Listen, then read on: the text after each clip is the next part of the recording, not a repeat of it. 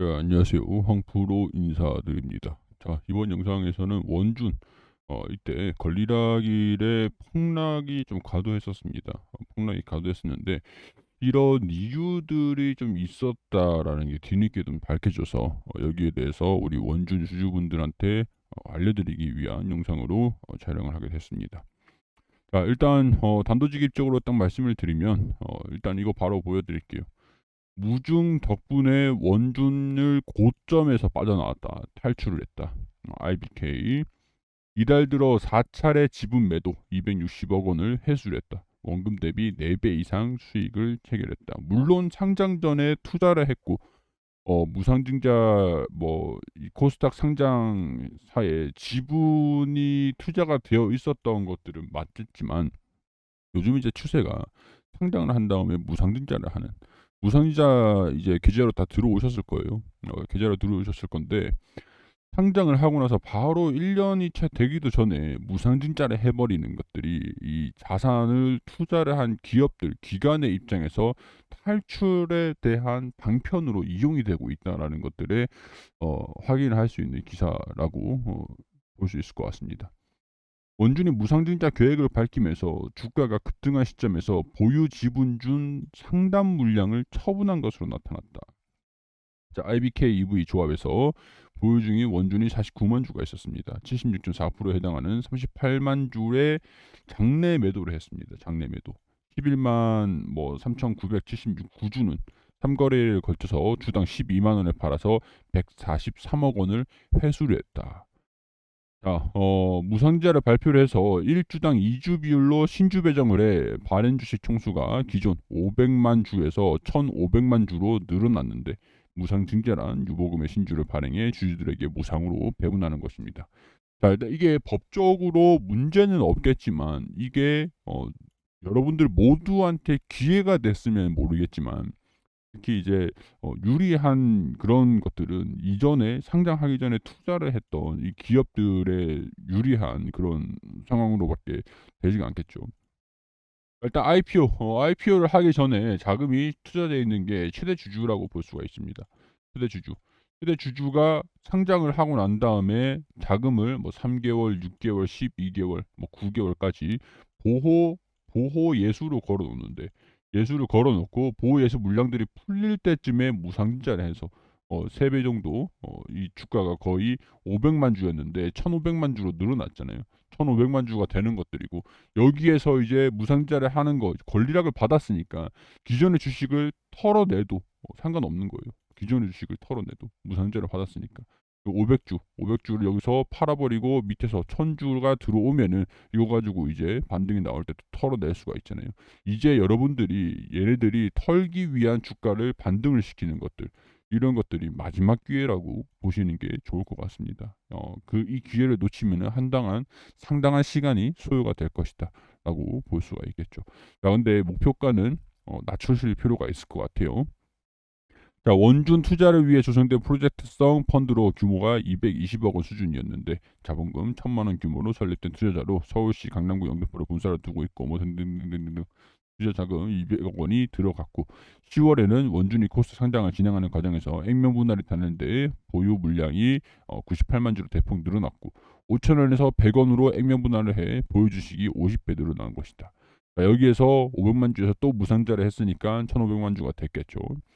자, 여기에서 작년 10월 좀 매도를 했지만 보유 지분이 줄어들면서 처분했는데 자녀 주식 가치가 40억 원대다. 무상자를 단행하는 시점에서 펀드가 대량으로 지분 매각을 하면서 공교롭게도 엑시트를 일부 도와준 모양새가 됐다.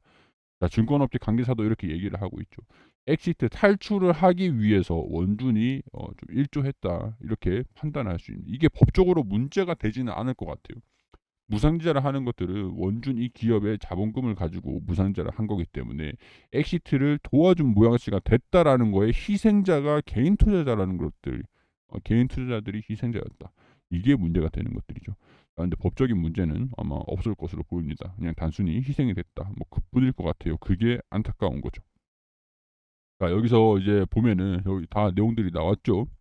자, 아직까지는 가지고 있는 물량들이 있는데 무상 증자를 한 지가 이날 7월 29일에 무상 증자를 진행을 하고 계좌로 다 들어오셨을 겁니다. 자, 우리 여기에서 제가 뭐 이전에 권리락일에 매도를 하고 추후에 매도한 자금으로 매수를 한다, 뭐 이런 얘기들을 채널 내에서도 원준을 한 몇 차례 설명을 드리면서 말씀을 드린 적이 있는데, 앞으로 무상증자를 한다라고 하면은 이렇게 하세요. 제가 이제 채널 내에서 무중하는 기업들 몇 개 기업들도 추려놓긴 했거든요. 자, 권리락이 발생이 된다. 권리락 이전에 이 기준일이 있습니다. 기준일. 가장 교과서적인 부분들이 이거예요. 지금 집중하셔야 됩니다. 가장 기준이 되는 것들이, 기준일이 만약에 3일이다. 예를 들어서 3일이다. 자, 그렇게 되면은 여기 3일이다라고 하면은 권리락이 2일이죠. 그리고 이날 매수를 해야 되는 날이 이 권리락 전날 1일이 됩니다. 1일. 왜냐면은 우리가 주주 명부에 들어가서 기준일에 주주 명부 기준으로 기준일이 들어가야 됩니다. 기준이 주주 명부예요. 매수가 되면은 1거래일, 2거래일 뒤 2거래일이 체결이 되는 기준이잖아요. 주주 실질적으로 체결이 되는 게 우리야 돈이야. 돈도 매도를 하고 이틀 뒤에 출금이 되잖아요. 그런 거라고 보시면 됩니다. 자, 이날 매수를 권리락 전날 1일에 2거래일 전에, 기준일 2거래일 전에 매수를 하면은 이때 뭐 미보유가 되는 거지만, 미보유 권리락 당일에는 미보유가 돼요. 주주 명부 사일에서는. 자, 근데 그 다음 날 2거래일 뒤에 이날 기준일에는 보유가 됩니다. 보유. 그렇게 되면은 기준일에 포함이 된 거니까 무상리자 대상에 포함이 되겠죠.